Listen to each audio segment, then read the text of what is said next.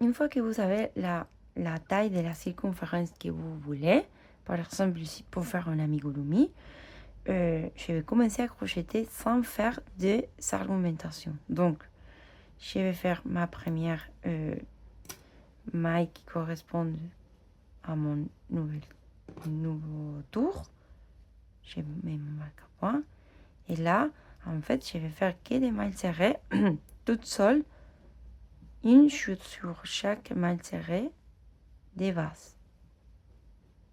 Et là, je vais continuer comme ça jusqu'à la fin de mon tour.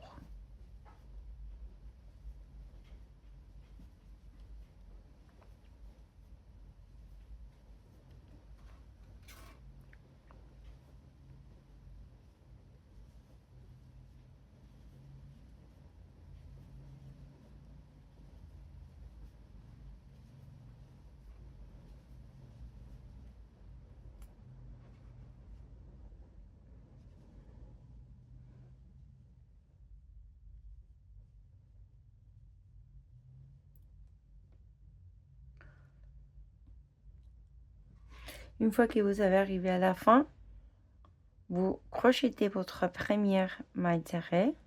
Et là, je vous recommande une chose. De laisser cette marque à point qui va vous indiquer où vous avez commencé à faire des tours sans argumentation. Et là, quand vous faites la première maille serrée des tours précédents, de remettre une autre marque à point. Et c'est celle-ci qui va boucher à chaque tour de maintenant pour vous indiquer la première maille de votre nouveau tour. Donc là, j'ai fait la première et je vais continuer comme ça jusqu'à la taille souhaitée selon les crochets que je suis en train de crocheter.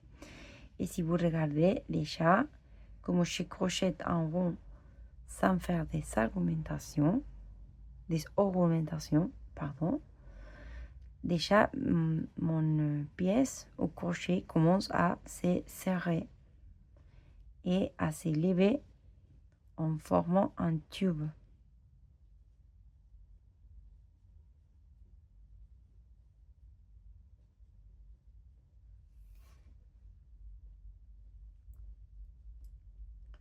Là, regardez comment il commence toute seule à se mettre comme ça.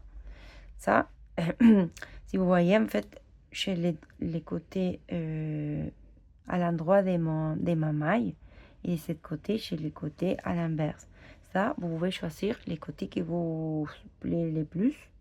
Donc, soit comme ça, soit comme ça. Donc, là, vous pouvez continuer à crocheter selon votre crochet. Et ça peut devenir une sphère comme celle-ci.